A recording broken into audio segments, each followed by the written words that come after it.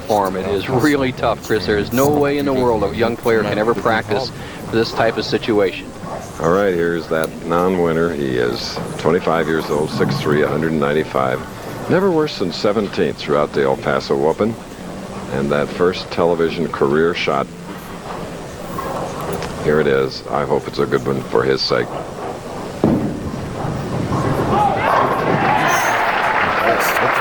John, that relieves some pressure, doesn't it? It sure does, Chris. I know he was really nervous. That really takes the pressure off him getting that first one out of the way. Now Devers is John, who is involved in our bowling tip of the week. Later on in the telecast, has a tip for left-handers. Is a proponent of that down and in shot for lefties. His man won the first game. And his man evens up the match. This is our second game. You just joined us. The winner of the first game was Scott Devers, at whom you're looking, by a score of 236 to 179. 7 strikes along the way. At one point he had a 4-bagger. The winner of this game, to sort of set you up, David Traber, and then our tournament leader, Joe Salvemini. Big crowd here at Bowl El Paso.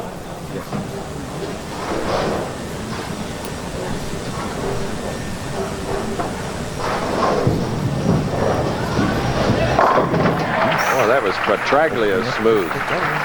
Well, John, you always lofted the ball well out in the lane, but we've noticed with synthetic lanes that rolling the ball smoothly down the foul line seems to work best. What do you think of Devers' shot on that particular roll?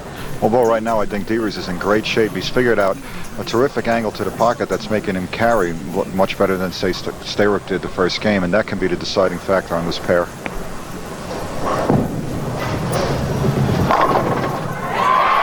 Oh, what a lovely break. First breaking up the 7, 10, and then finally the 10. All right, still even after 2 frames. A power shot by Billy Hall. He has a nice smooth delivery, 5 steps, everything in really good position. Shoulders square, swing inside out, tremendous lift on the ball, and a good extension and follow through. He's really holding his form, Johnny Petraglia, under the pressure, and he just rips the rack. Well, he's a great young talent, Bo. This is only his 13th event nationally in the PBA, and he's on TV. That's a terrific start in the career.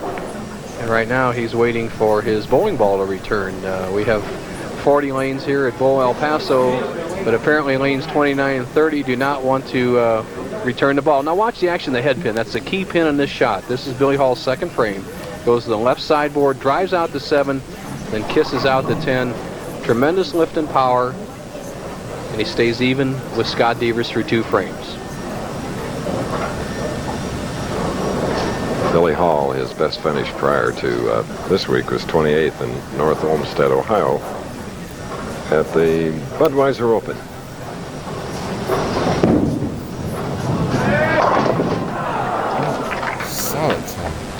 Good solid shot by Billy Hall, and if one thing I noticed during the week that Billy struggled with was not so much his demeanor on the lane or his self-confidence, but was his spare shooting. He's a little bit wild on spares, and under the pressure right here, let's see how he does on the 10 pin. Money here today, 20,000 of the winner, 10-5 for runner-up, 7,000 for third. Loser of this game will get 5. Just Stayrook won 4,500 in the first game, which he lost.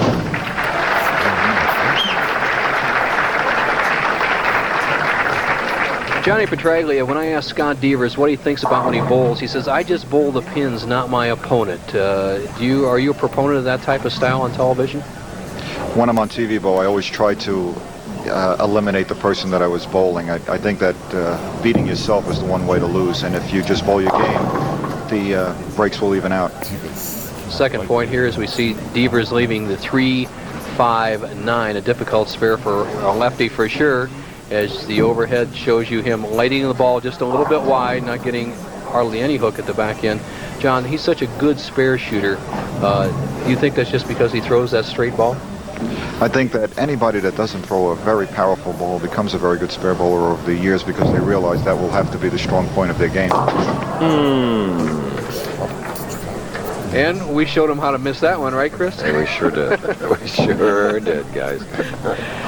Devers, as I had said earlier, when I interviewed him for as you see him chopping the 3-9 off the 5, interviewed him for the finals of the Budweiser Open in Sunrise, Florida, said he had only missed 3 spares in 42 games, and that's absolutely magnificent considering the players bowl over 4 days. They're crossing pairs across the bowling center all day long, and that's really great shooting. Tough break there in the third. Okay, we're nearing the halfway point of our second game. 14 pins separating Billy Hall and Scott Deaver. Hall the leader. That's Flaming Mesquite, and it signals another day of traditional baking by the Tiwa Indians. After heating the clay ovens, they're then cleaned and washed to lower the temperature. The bread is then baked, as it has been done for hundreds of years. And is it ever special? I know. Hope you can try it someday. Quality Inn's International Summer Classic on ABC Sports next Saturday. Quality Inn Big Invitational, Edmond, Oklahoma next week. We're in El Paso today, and you're looking at Billy Hall of Marion, Ohio, non-winner, who at this point is leading Scott Devers, who won the first game by 14 pins. He has a spare up in the third, shooting in the fourth, right lane. High hit, leaving the 6-10. A little warm in the house today, Johnny. Yes, it is a little warm, and Billy unfortunately had that mistake first time on TV out of the commercial. You get a little bit soft. Did you prefer, Johnny, just to bowl as rapidly as you could within reason? Yes, it was a better feel and didn't give you a chance to think and get nervous.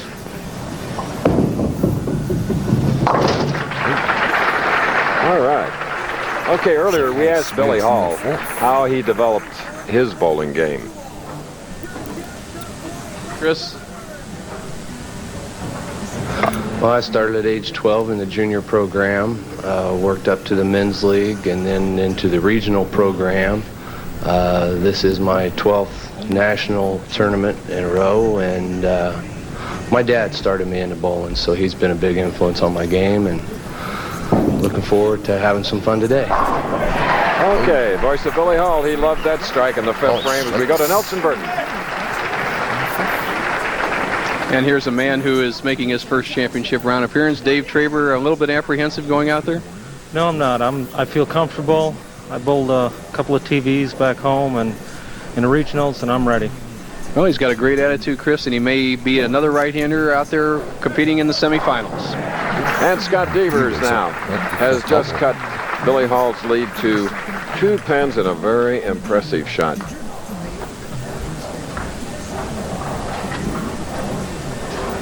John, are you going to compete next week in Edmond, Oklahoma? Oh yes, and the Quality Inn's International. I'm looking forward to it. Great stop on a summer tour for us. $200,000 total.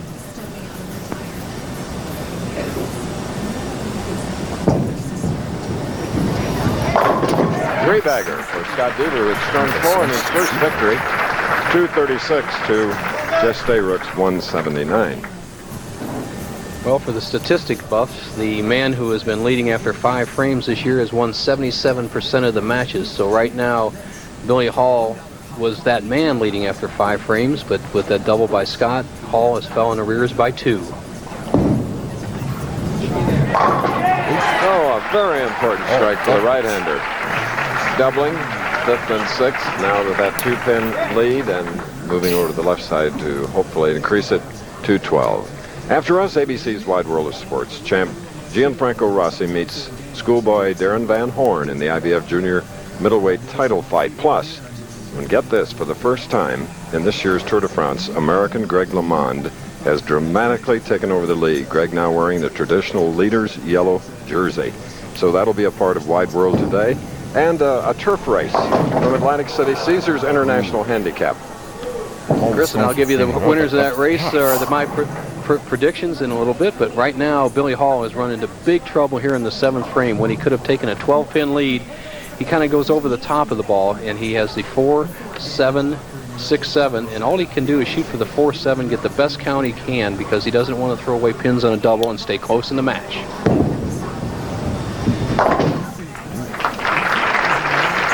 So a setback momentarily for Billy Hall of Marion, Ohio. We're going to take this break and then return. Fort Bliss, the largest industry in El Paso, employs over 100,000 civilian and military personnel. Fort Bliss. 1848. Plus, the Tour de France continues. It's all next on ABC's Wide World of Sports. That's right. Wide World next. And next to Bowl here at Bowl of El Paso is Scott Devers, who won the first game. Right now, he has 3 in a row shooting in the 7th. I can't wait for Bo's pick in the Caesars International Turf Race from Atlantic City coming up on Wide World.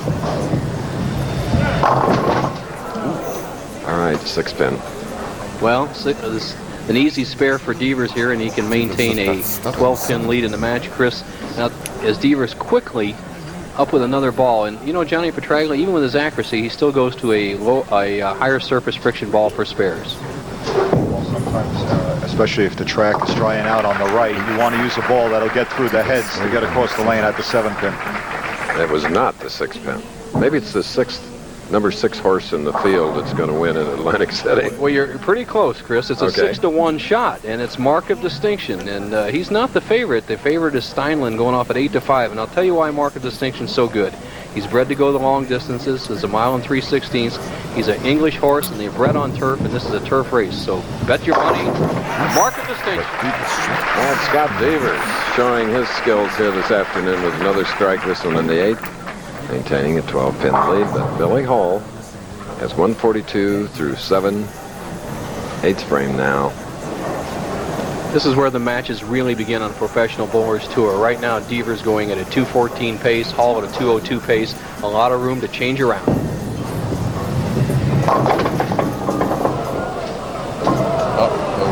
Well, leaving the 6, 7, 10.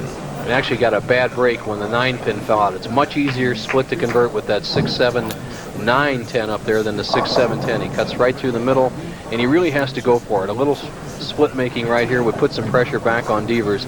Got to go across lane and slide that 6 into the 7.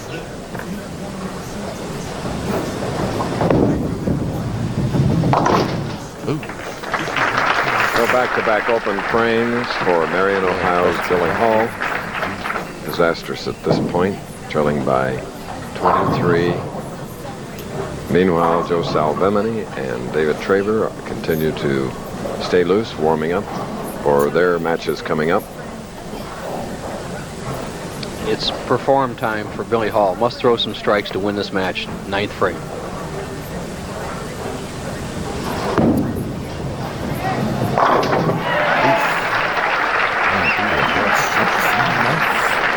Well, Johnny Petraglia, I think you picked out a little flaw in Hall's game when he came out of the commercial. He was soft and went high. All his mistakes have been too slow. What mistakes would Devers make in this situation? He's experienced. He has a 23-pin lead.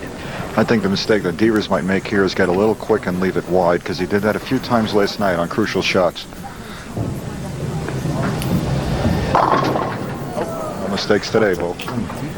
Well, solid in the pocket, the 7-pin, and as we've seen, he's had no problem converting this. And right now, the job for Devers is to get good counts. He needs to make marks and get good counts to lock up the match as he leaves the solid 7, quickly up, no problem with the spare. Now for Devers, this situation is simply this. He needs to fill 18 pins in the 10th frame. That would be a strike and 8 or 9 spare 9, or any combination of that would put him at 212 or better, and he would lock out Billy Hall. Billy Hall, looking at the scoreboard, knows the best he can do is 211. It's still not over.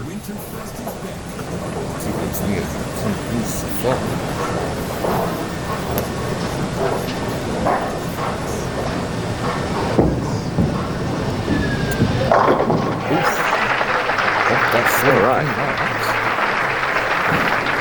We're at Bowl El Paso in the El Paso Open.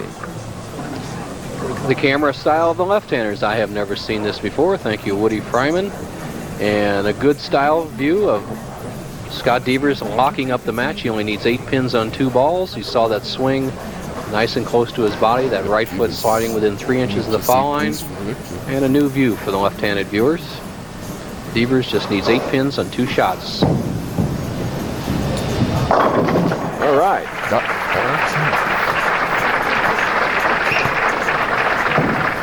Well, Bo's tip of the week is about the difference between bowling left-handed and right-handed. And what better men to have with him than Mark Ross,